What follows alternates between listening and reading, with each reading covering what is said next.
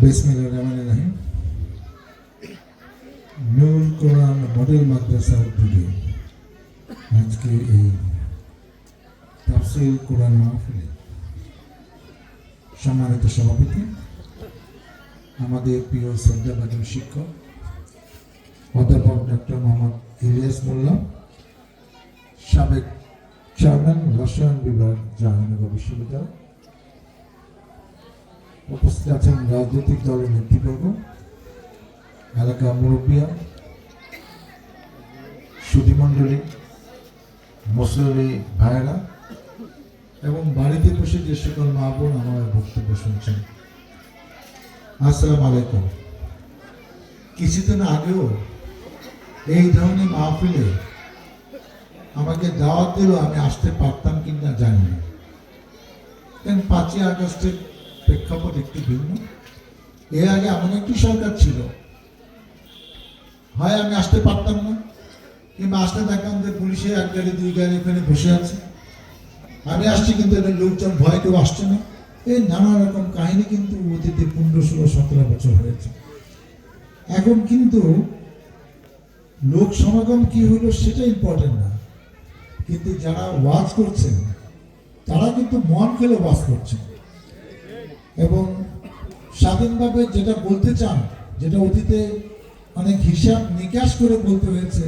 কারণ আশেপাশে এমন লোক বসেছিল হোটেলের ঘাড়ের উপর, নিচে, উপরে, এবং অনেক কিছু আমরা ভাইরালও দেখেছি ফেসবুকে, যে অনেক হুজুর তার বক্তৃতা শেষ করতে পারেনি, মঞ্চ থেকে নেমে যেতে হয়েছে, নামিয়ে দেওয়া হয়েছে, মাইক কেড়ে নিয়েছে, আরো অনেক রকম অপ্রীতিকর ঘটনা ঘটেছে। আপনারা মনে আছে কিনা, মিজানুর রহমান আজহারী ভাই এত চমৎকার বক্তা, মানে মনে শুনলে হয় যে আমি ওখানে না যাই, কিন্তু তারটা যখন আমি কোথাও লাইভ দেখি কিংবা ফেসবুকে রেকর্ডিং দেখি, এটা না শেষ করে অন্য কিছু করতে ভালো লাগে না। আপনারা অনেকে জানেন কি জানেন না, 1920 সালে 24শে জানুয়ারি উনি লক্ষ্মীপুর জেলার রামগঞ্জ উপজেলার পানপাড়াতে একটা ওয়াজ মাহফিলে ওয়াজ করছিলেন। 12 জন হিন্দু একটি পরিবারে, তারা ভারত থেকে পালিয়ে আসছে নানাবিধ কারণে, সেই কারণ ইম্পর্টেন্ট না, এবং এসে ওই অনুষ্ঠানে মিজানুর রহমান আজহারী সাহেবের হাত দিয়ে হিন্দু তারা মুসলমান হয়েছে। এবং এইটা যখন জানাজানি হলো, এমনি তো মিজানুর রহমান আজহারীকে নিয়ে এই সরকারে অনেক রকম অন্য আছে, পুলিশ থাকতো, ওইটা থাকতো, যাতে লোকজন বেশি না হয়, যে রাস্তা দিয়ে রাখতো সেই রাস্তা ইচ্ছা করে যানজট করে রাখতো, মাহফিল 2 ঘন্টা 1 ঘন্টা বসে থাকতো, উনি কোথাও 1টার সময় গেছে, 2টার সময় গেছে, লক্ষ লক্ষ জনতা সেই মাহফিলে বসেই আছে। ওইভাবে তার কণ্ঠ বন্ধ করা যায়নি, তার ওয়াজ মাহফিলে অংশগ্রহণ বন্ধ করা যায়নি। এইটা হওয়ার পরে ইন্ডিয়ার তো টনক মূল্য, যে এটা তো আমাদের উপর দোষ আসছে যে হিন্দুরা মুসলমান হয়ে যাচ্ছে মিজানুর রহমান আজহারী সাহেবের হাতে, তখন ইন্ডিয়া থেকে চাপ দিল। এবং আমরা যতটুকু জানি তার 1 সপ্তাহের মধ্যে, সম্ভবত 29 কি 30 জানুয়ারি, উনি মালয়েশিয়ায় যেখানে গবেষণা করছেন, ওনাকে সেখানে চলে যেতে বাধ্য করা হয়েছে। এবং উনি কিন্তু অনেক, আমার বয়স, আমি 61 সালে জন্ম, আমার বয়স মাত্র 63 বছর ক্রস করেছে, ওনার বয়স 34-35 বছর। উনি কিন্তু পড়াশোনা করেছেন মিশরের কায়রোতে আল আজহার বিশ্ববিদ্যালয়তে, এবং অনেক কিছু জানে। জানার থেকে ইম্পর্টেন্ট হলো যে এমনভাবে বলে, এটা শুনতে ইচ্ছা করে। তো এই বাংলাদেশে কিন্তু বিগত দিনগুলোতে যারা ভালো ভালো জানে তাদের কিন্তু বলতে দেওয়া হয় না, এবং যে যত কথাই বলুক তারা মনে করতে যে এই যে যারা দাঁড়িয়ালা টুপিয়ালা এই লোকগুলাকে তারা দূর থেকে সত্যিই মনে করতো যে এরা তো আওয়ামী লীগে ভোট দেয় না, এরা কোথাও না গেলে, ভোট কেন্দ্রে না গেলে মনে হয় বেঁচে গেলাম, এইখানে না হলে মনে হয় সমালোচনা হবে না, এরকম কাজ করে তাদেরকে জুলুম, অত্যাচার, নির্যাতনের মধ্যেই রাখছে। মানে একটা অপমানও কিন্তু এক ধরনের নির্যাতন। আপনি এক জায়গায় গিয়ে সম্মান পাচ্ছেন না, এক জায়গায় গিয়ে বসে থাকতে পারছে না, মসজিদে ঠিক মতো নামাজ পড়তে পারছে না। এই বাংলাদেশে, স্বাধীন দেশে যে 30 লক্ষ শহীদ হয়েছে দেশের স্বাধীনতা করে, 2 লক্ষ মা বোনের ইজ্জত গেছে এই স্বাধীনতার জন্য, এই গণতন্ত্রের জন্য। আজকে আমি এই 5ই আগস্টের প্রেক্ষাপটে যে 36 দিনের যে আন্দোলন, এই যে কচি ছাত্ররা, আপনি দেখেন কেউ ডাক্তার হতো, ইঞ্জিনিয়ার হতো, বিশ্ববিদ্যালয়ে পাশ করে ভালো চাকরি করতো, ব্যবসা করতো, সচিব হতো, আমাদের মতো রাজনীতিবিদ হতো। আপনি গুলি করে মেরে ফেললেন যে এদেরকে হত্যা করে আমাকে ক্ষমতায় থাকতে হবে, এদের রক্ত কত হাজার লোক মারা গেলে তার ক্ষমতা নিশ্চিত হবে সেটা সে জানতো না। মনে করেছে এরকম হত্যা করে করে প্রতিবার যা করে এই 5ই আগস্টের ব্যাপারটাও বোধহয় এইভাবে মিটে যাবে। দেখেন এটা কিন্তু মিটে নাই। আমরা বিএনপি এবং সমমনা দল নেতৃবৃন্দরা 15-16 বছর আন্দোলন করে যেটা করতে পারি নাই, কয়েকটি নির্বাচন করে আমরা জানি একটা সভ্য দেশে নির্বাচনের মাধ্যমে পালাবদল ঘটে, সেখানে ভোট দিতে পারে না, দিনের উপর রাতে হয়, আমাদের এজেন্ট থাকে না, আমরা কোথাও গিয়ে ভোট চাইতে পারি না। এগুলা চালে তার এত সুন্দর সাজানো বাগান, তার পুলিশ, তার র্যাব, এসবিটিপি, কত কিছু প্রশাসন, তার ছাত্রলীগ যুবলীগ, এই সাজানো বাগানে মসনাসে বসে আছেন। উনি যা বলবেন তাই হবে, রাজা বাদশাহরা যেভাবে দেশ চালান, উনি তার এই দেশকেও সেরকম মনে করে এইভাবেই চালাতে চাইছিলেন।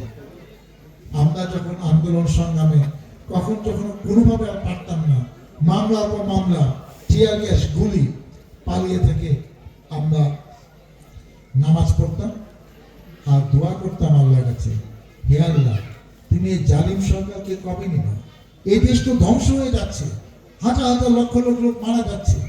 আপনি বলেন একটা পরিবারের সন্তানকে আপনি ধরে নিলেন, একজন আপনার বাবাকে ধরে নিল, একজনের স্বামীকে ধরে নিল, দিয়ে আপনি 8 বছর কোথায় আটকে রাখছেন তার পরিবার জানে না, এবং অনেকের লাশ এখনো পাওয়া যায় না। ওই পরিবার কিন্তু আশা করে থাকে সত্যি কি আমার বাবাটা মারা গেছে, তার ওয়াইফ আশা করে আছে সত্যি কি আমার স্বামী মারা গেছে। কোনো একদিন সকালে এসে দরজা নক করে বলবো আমি তো মারা চাইনি, এই যে আমি তো আসছি, কারণ সে তো দেখে নাই, তার লাশ তো পায় নাই। কি নিয়ম করলেন যে একজন মুসলমানের লাশ দাফন করা, এটা জানাজা করবে একটা পরিবার, শান্তিপ্রিয় পরিবার, তার অপরাধ সে আওয়ামী লীগের বিরুদ্ধে কথা বলছে, তার অপরাধ সে আওয়ামী লীগ করে না, সে স্বাধীন চেতা, কোথাও একটা আর্টিকেল লিখেছে, কোথাও কোনো বক্তব্য লিখেছে, কিংবা বিএনপির সাথে সে আছে, বিএনপি কোনো অনুষ্ঠানে গেছে, এই অপরাধে একজনকে তুলে নিয়ে মেরে ফেলবেন, এত ক্ষমতা তোমার? আল্লাহ কিন্তু দেখালো। আমরা এতদিন বিশ্বাস করতাম যে পরকালে তো অনেক কঠিন কঠিন বিচার হবে, এবং বেশিরভাগ বিচারই হয়তো পরকালে হয়, আমি ওইটা বিশ্বাস করতাম। আল্লাহ কিন্তু দেখিয়ে দিল যে না, সব বিচার পরকালে হয় না। এই যুগে, এই সময়ে, জীবন দশাও অনেকের বিচার আমি করতে বাধ্য, কারণ সে এমন অত্যাচার করেছে, তার বিচার না করলে তো এই দেশে শান্তি আসবে না। নিজের জীবন নিয়ে সে পালিয়ে গেছে, তারপরও এত মানুষ মারার পরও তার কিংবা তার দলের কোনো অনুশোচনা নাই। তারা এখনো বলে ফুট করে ঢুকে যাবে, ঠুস করে চলে আসবে। আমি বুঝি না, একটা প্রধানমন্ত্রী, অবশ্য উনি যদি ভোটে হইতেন তাহলে এইসব কথা বলতেন না। আজকে যেসব মেম্বার, চেয়ারম্যান, উপজেলা চেয়ারম্যান, মেয়র, এরা যদি কখনো ভোটে হইতেন তাহলে এইসব অপকর্ম, আকামকাম তারা করতে পারত না। তারা যারা তাদের ভোট রাখবে না, তারা যা বলবে তাই বলবে। প্রধানমন্ত্রী হাসিনা নিজে মুখে বয়ান যে তার একজন কর্মচারী 400 কোটি টাকা মালিক, সে হেলিকপ্টারে ঘুরে বেড়ায়, বলে বলে হাসতেছে। আওয়ামী লীগের এই 15-16 বছরে একটি কাজ হয়েছে, সেটা কি জানেন? যে আমাদের বিবেকটা একটা উল্লেখযোগ্য, তাদের তো কিছু সমর্থন আছে, সেই মানুষগুলা বিবেক কিন্তু না, তারা চুরি করছে। আজকে বলেন যে কোনোদিন নামাজ পড়ে না, সে মসজিদ কমিটির সভাপতি, কোন মসজিদ আছে আমি অনেক নাম বলতে পারবো, কোনোদিন নামাজ পড়ে না, সে মসজিদ কমিটির সভাপতি। যে 2 কলম দেখতে পারে না, সে স্কুল কলেজের সভাপতি, মাদ্রাসার সভাপতি। এবং তারা একটি কাজ, যে কাজটা তাদের জন্মলগ্ন থেকেই জানে, আওয়ামী লীগ এই শিক্ষাটা দেয়, যে যেখানে বসে ওইখানে বসে চুরি করছে। আপনি কোনো সৎ আওয়ামী লীগের কর্মীকে খুঁজে পাবেন না যে অনেস্ট, যে কথা স্যার বললেন যে ফাউন্ডেশন যদি আপনি আওলা জাওলা হয় তাহলে তো আপনি বড় হয়ে আকামি করবেন, ভালো কিছু করবেন। আপনি তো ফাউন্ডেশন নেই, আপনি ফাউন্ডেশন ছোটবেলা শিখছেন, আপনার আশেপাশের লোককে, আপনার নেতা কর্মীদের কাছে, আপনার নেত্রীর কাছ থেকে, আপনার বড় বড় নেতা আওয়ামী লীগের কাছ থেকে কিভাবে চুরি করতে হয় ছোটবেলায় শিখছেন, বড় হয়ে যখন মাধ্যমিক পেয়েছেন আপনি চুরি করছেন। এইসব করে কিন্তু শেষ কথা হয় না। এই আসতেছে এখন ট্রাম্প আসছে, এখন নাকি ট্রাম্প তাদের ক্ষমতায় আসবে, এরকম স্বপ্ন আমরা 15 বছর 16 বছর 17 বছর দেখছি। দিন কিন্তু কাইটে গেছে, মাত্র এই 2 মাস 3 মাস বিচার তো শুরুই হয় নাই। এই খালি প্রতিনিয়ত কোর্টে বিচার, শেখ হাসিনার নামে মাত্র 365টা হত্যা মামলা হয়েছে, আরো যে 3000 মামলা বাকি আছে, এটা তো উনি জানেন না। এইসব নেতা কর্মী যারা মনে করতেছে মামলা হয়নি, পুলিশে যে ক্ষমতা তার আপা দিয়ে গেছে, সেই ক্ষমতা সেই পুলিশই তো আছে, সেই পুলিশে কাউকে ধরবো, কার মামলা লাগে না। কেউ যখন এলাকায় আসবে ঘুরবে অটোমেটিক ধরে যাবে। পুলিশ তো এখনো ধরা শুরু করে নাই, কারণ তারা তো ভয় আছে, একদিন থাকে তো একদিন থাকে না। যারা যখন স্থায়ীভাবে থাকবে তখন আপনার কি ব্যবস্থা হয় আশেপাশে এলাকা থেকে সেটা আপনি অপেক্ষা করুন। অতএব আল্লাহর কাছে মাপ চান, কি করেছেন, দেশটাকে কোথায় নিছেন, এর নাম গণতন্ত্র, এর নাম স্বাধীনতা, এটা আজকে জনগণ জানে। আর আয়সা একবার ভোটের মাঠে থাকেন, প্রতিদ্বন্দ্বিতা করেন, আপনাদের ভোট কত লক্ষ লক্ষ কোটি কোটি ভোট আপনার জন্য অপেক্ষা হয়েছে, বাক্স ভরে দিব। আপনারা আইসেন নির্বাচনের মাঠে, জনগণ জানে আপনারা কি করছেন। আপনি ভোট চাইতে যাবেন কি, তার আগে তো অনেক কাহিনী ঘটবে, আমরাও তো ভোট চাইতে যেতে পারি নাই। আর আপনারা এত মানুষ হত্যা করে জনগণের সামনে ভোট চাইতে যাবেন, ঠিক আছে, আমরা অপেক্ষা রইলাম। আপনারা এসে জনগণের সামনে গিয়ে করে আমারে এই মার্কায় ভোট দেন, সেই অপেক্ষায় আমরাও রইলাম। একটা কথা আমি বলতে চাই, সেটা হলো দেখেন, আমি আমার নিজের 2-4টি কথা আমি না বলে পারছি না, এই কারণে এখানে অনেককে আমি চিনতে পারছি না, 16-17 বছর এলাকায় আসি না তো। এরা বেশিরভাগই আমাদের দল করে, আমাদের দলের সমর্থক, আমাদের দলের নেতাকর্মী, কিন্তু এলাকায় না আসা আসতে যোগাযোগটা তো কমে গেছে।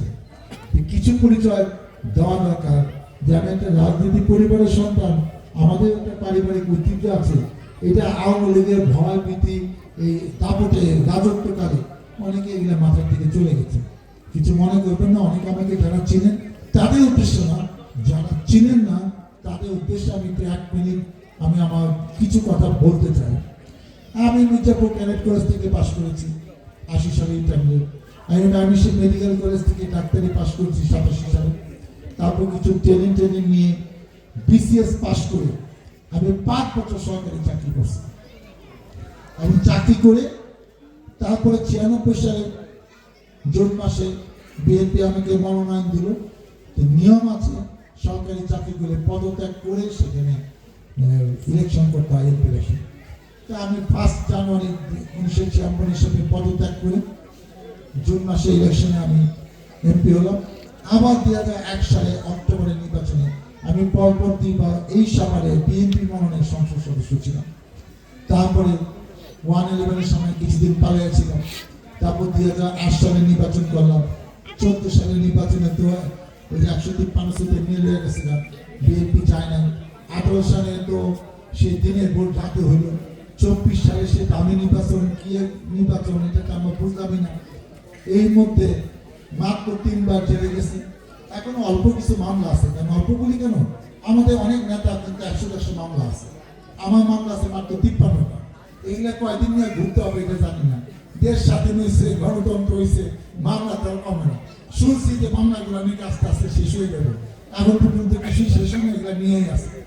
আমার বাবা দেওয়ানি দিশায় 1943 থেকে 88 সাল পর্যন্ত প্রথমে আশুলিয়া ইউনিয়ন, পরে আনোয়ার জল সাহেব স্বাধীনতার পরে ইউনিয়ন ভাগ করে ফেললো।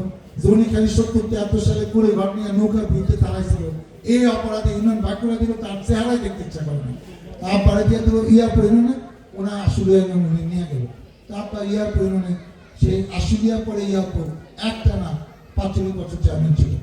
পরে 79 সালে শহীদ রাষ্ট্রপতি জিয়াউর রহমানের সামনে এই বিএনপি সাভার আসনে উনি সংসদ সদস্য ছিলেন। তখন কাশিমপুর কোনাবাড়ি কিন্তু এই সাভারের সাথে, এই আসনের সাথে কিন্তু ছিল। তারপরে 88-86 সালে নির্বাচনে বিএনপি যায়নি। আব্বা 90 সালে মারা গেল। 91 সালে নিয়ামতলা সাবু আসলো। 96 সাল থেকে তো আমি এই এলাকার সংসদ সদস্য।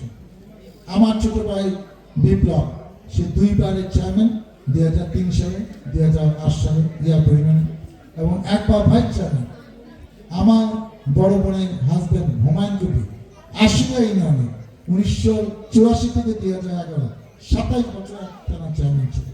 আমরা একটা রাজনৈতিক পরিবারের সন্তান, আমাদের জন্ম হয়েছে, বাবা এসব কীর্তিকলাপ দেখতে দেখতে কীভাবে মানুষের সেবা করে ছোটবেলা থেকে আমরা দেখে আসছি যে মানুষের সেবা করতে হয়, পদ থাকুক না থাকুক, এমপি থাকুক না থাকুক, জনগণের সাথে একটা সংযোগ থাকবে, মানুষ বিপদে পড়লে তাদের জন্য এগিয়ে যেতে হবে, তাদের পাশে থাকতে হবে।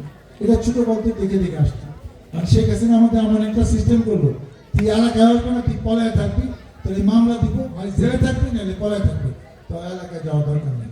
এখন প্রধানমন্ত্রীর বিধি ব্যবস্থা, তার এত ক্ষমতা, আমরাও সম্মান করলাম যে ঠিক আছে এলাকায় যাবো না, আমরা ঢাকায় বসে রাজনীতি করি, এবং এলাকায় কম আসছি, রাজনীতি তো চালিয়ে গেছি। এবং দেখেন এত কিছু পড়ে একবার মনে হয় নাই যে আমি গিয়ে আমেরিকায় গিয়ে ওই দেশেই থাকি, ইংল্যান্ডে গিয়ে ওই দেশেই থাকি, ফলে অ্যান্ডেলে যাই থেকে এই দেশেই ছিলাম, যে এই দেশ আমার বাবা শুয়েছে আমার গ্রামে, আমারও মৃত্যু হবে এখানে। এত কিছু কষ্ট যখন করেছি, আল্লাহ যদি কোনো সুদিন দেয়, আল্লাহ যদি কোনোদিন বিচার হয়, সেই বিচারটা দেশের মাটিতে দেখতে চাই, বিদেশ থেকে শেখ হাসিনা বিচার দেখতে চাই না। এবং আপনাদের সবাই ইচ্ছা কিন্তু দেখেন আল্লাহ পূরণ করছে, দেশের মাটিতেই কিন্তু সেই বিচারটা আমরা দেখে গেলাম। এবং আল্লাহ কি যে পারে, আল্লাহ কি ক্যারিশমা, আল্লাহ কি দক্ষতা, তার কি শক্তি। আমি এই ডাক্তার হিসেবে দুই একটা উদাহরণ আমার শরীরকে নিয়ে বলবো। আপনার গাড়ির হেডলাইট থাকে সবসময় সামনে, আমার চোখ দিতে যে ভিতরে দিছে কেন, এটা কি আপনি জানেন?